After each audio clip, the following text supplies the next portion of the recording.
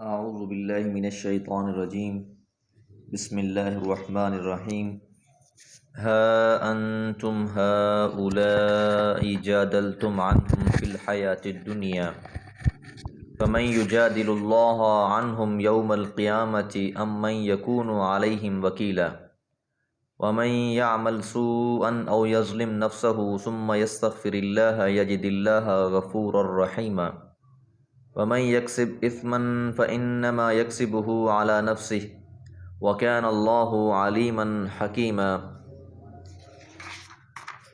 ومن يكسب خطيئة أو إثما ثم يرم به بريئا فقد احتمل بهتانا وإثما مبينا۔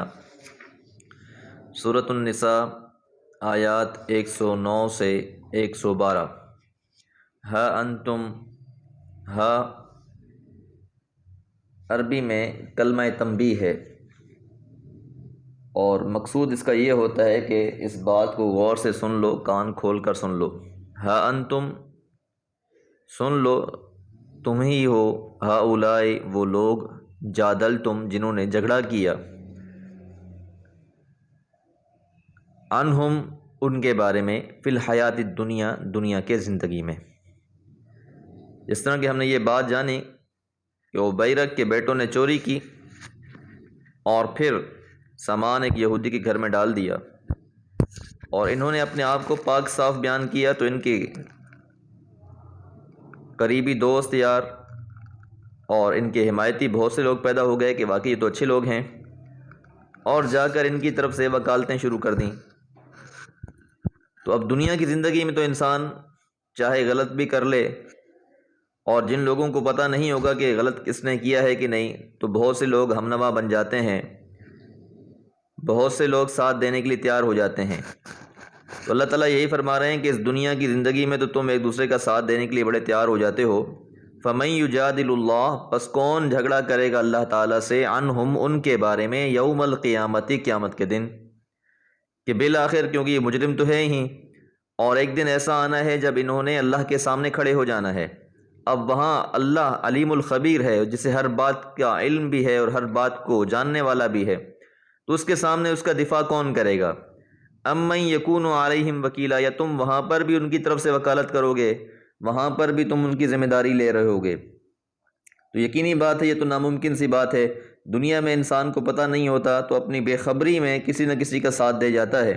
ہاں، جس شخص کو پتہ ہے کہ جس کی میں حمایت کر رہا ہوں وہ ظلم کر رہا ہے، ظالم ہے، جابر ہے، چور ہے، اور پھر بھی وہ اس کی حمایت کر رہا ہے، تو یہ تو اس سے بھی بڑا ظالم ہے۔ لیکن ایک شخص کو پتہ نہیں ہے کہ یہ مجرم ہے کہ نہیں، اور پھر بھی بلا دلیل اس کی وکالت شروع کر دیتا ہے، اس کا ساتھ دینا شروع کر دیتا ہے، تو یہ بھی جائز نہیں ہے۔ پہلے خود تحقیق کر لینی چاہیے۔ پھر وَمَن يَعْمَلْ سُوءًا، اور جو بھی شخص عمل کرے گا برا، او یظلم نفسہ، یا وہ ظلم کرے گا اپنی جان پر۔ عمومی طور پر ظلم سے مراد شرک لیا گیا ہے قرآن مجید میں۔ تو اب اللہ کے رسول صلی اللہ علیہ وسلم نے بھی یہ بات ارشاد فرمائی کہ کوئی آدمی جب کوئی گناہ کرے، پھر اٹھ کر اچھی طرح وضو کرے، پھر اللہ تعالیٰ سے معافی مانگے، تو اللہ تعالیٰ اسے معاف کر دیتا ہے۔ پھر آپ صلی اللہ علیہ وسلم نے یہ آیت مبارکہ بھی پڑھی کہ وَالَّذِينَ إِذَا فَعَلُوا فَاحِشَةً أَوْ ظَلَمُوا أَنفُسَهُمْ ذَكَرُوا اللَّهَ فَاسْتَغْفَرُوا لِذُنُوبِهِمْ وَمَن يَسْتَغْفِرُ الذُّنُوبَ إِلَّا اللَّهُ، اور جو لوگ جب کوئی بے حیائی کرتے ہیں یا اپنی جانوں پر ظلم کرتے ہیں تو اللہ کو یاد کرتے ہیں، پس اپنے گناہ کی بخشش مانگتے ہیں، اور اللہ کے سوا کون بخشتا ہے، یعنی اللہ تعالیٰ کی ذات ہی بخشنے والی ہے۔ تو جس شخص نے بھی یہ ظلم کیا، کوئی گناہ کیا، ثم یستغفر اللہ، پھر وہ اللہ سے بخشش مانگتا ہے، یجد اللہ، تو وہ پائے گا اللہ تعالیٰ کو، غفوراً، درگزر کرنے والا، رحیمہ، اور رحم کرنے والا، کہ اللہ کی ذات بہت مہربان ہے۔ انسان سے خطا ہو جاتی ہے، غلطی ہو جاتی ہے، لیکن جیسے ہی وہ اپنی خطا اور غلطی پر ندامت کا اظہار کرے گا، اللہ سے معافیاں مانگے گا، تو اللہ تعالیٰ کو درگزر کرنے والا پائے گا۔ وَمَن یکسب اثما، اور جس نے بھی کمایا گناہ، فَإِنَّمَا يَكْسِبُهُ عَلَى نَفْسِهِ، تو یقیناً وہ کماتا ہے اپنے ہی لیے۔ لفظ کسب کسی شخص کے اس فعل پر بولا جاتا ہے جس سے اسے کوئی نفع یا نقصان حاصل ہوتا ہو، اس لیے اس کی نسبت اسی انسان کی طرف ہوگی جو وہ کام کرنے والا ہے۔ یعنی جو گناہ کرے گا وہی اس کی سزا بھگتے گا، کوئی دوسرا اس گناہ میں نہیں پکڑا جائے گا۔ جس طرح اللہ تعالیٰ ایک اور جگہ پر ارشاد فرماتے ہیں وَلَا تَزْرُ وَازِرَةٌ وِزْرَ أُخْرَى، اور نہیں اٹھائے گا کوئی بھی بوجھ اٹھانے والا کسی اور کا بوجھ۔ روز قیامت ہر انسان نے اپنے گناہوں کا بوجھ خود ہی اٹھانا ہے، کوئی انسان دوسرے کے گناہ کا ذمہ دار نہیں ہو سکتا۔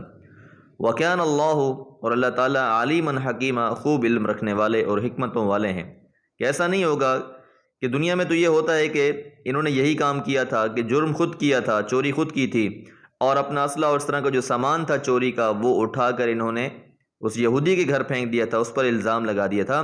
دنیا میں تو ایسا کر لیتا ہے، لیکن حقیقت یہ ہے کہ ایک تو انہوں نے جرم کیا، اور پھر دوسرا یہ کہ جرم کرنے کے ساتھ ساتھ انہوں نے جب وہ سامان اٹھا کر کسی اور کے گھر پھینک دیا تو انہوں نے گویا کسی اور شخص پر الزام بھی لگا دیا، تو یہ دوہرا گناہ ہو گیا، دگنا گناہ ہو گیا۔ وَمَن يَكْسِبْ خَطِيئَةً، اور جس نے کوئی خطا کمائی، او اثمن، یا گناہ کمایا۔ خطیہ کا لفظ غیر ارادی گناہ پر بولا جاتا ہے، اور اس کے برعکس اثمن وہ گناہ ہے جو ارادی طور پر انسان کرتا ہے۔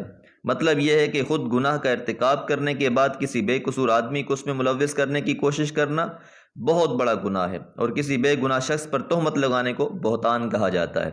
ثم یرمی، پھر وہ ڈال دیتا ہے، پھینک دیتا ہے، بھی اس کو، یعنی اس جرم کو، بریئن، کسی بے گناہ شخص پر، یعنی کسی بے گناہ شخص کے گلے، کسی بے گناہ شخص کے ذمے اس گناہ کو ڈال دیتا ہے۔ فَقَدِ احْتَمَلَ، تو تحقیق اس نے اٹھایا، بہتاناً، بہتان بھی، وَإِثْمًا مُبِينًا، اور واضح گناہ بھی، واضح خطا بھی۔ یعنی اس نے اب دو گناہ کیے ہیں، دو غلطیاں کی ہیں۔ ایک تو اس نے گناہ کیا تھا، غلطی کی تھی، اور پھر دوسرا اس غلطی کو اس نے اٹھا کر دوسرے کے کھاتے میں ڈال دیا، تو یہ دوہرا گناہ ہو گیا۔ تو منافقین کی ایک اور شرارت سے پردہ اٹھ رہا ہے کہ یہ لوگ اپنی کسی غلطی یا کسی حق تلفی پر جب گرفت میں آ جاتے ہیں تو اعتراف کے بجائے جھوٹ اور بہتان کی راہ اختیار کرتے ہیں، اور اس کا بوجھ کسی بے گناہ پر ڈالنے کی کوشش کرتے ہیں۔ تو فرمایا کہ اللہ سے بریت کا یہ راستہ بھی غلط ہے۔ یہ بہتان اور جھوٹ سے دنیا کو تو دھوکہ دیا جا سکتا ہے، اللہ تعالیٰ کو دھوکہ نہیں دیا جا سکتا۔ اللہ کے ہاں ایسے مجرم نہ صرف اپنے جرم کا بوجھ اٹھائیں گے بلکہ اپنے اصل جرم پر بہتان اور جھوٹ کا اضافہ بھی کر رہے ہیں۔ یہ بات یہاں یاد رکھنی چاہیے کہ ان منافقین کی سازشوں اور سرگوشیوں کا ذکر ہو چکا ہے۔ سازشی گروہوں کا یہ خاص حربہ اپنے دفاع کے لیے ہوتا ہے، اور جب پکڑے جاتے ہیں تو اس کا الزام دوسروں پر لگا دیتے ہیں، دوسروں پر تھوپنے کی کوشش کرتے ہیں۔ تو اللہ تعالیٰ نے ساری حقیقت کھول کر اس آیات میں بیان کر دی ہے۔ اللہ تعالیٰ سے دعا ہے اللہ تعالیٰ گناہوں سے بچنے کی، اور اگر کوئی خطا غلطی ہو جاتی ہے تو اس پر کثرت سے استغفار کرنے والی ہمیں بنا دے، اور اللہ تعالیٰ اپنے فضل سے ان گناہوں کو معاف فرما دے۔ وما علیہ الا البلاغ۔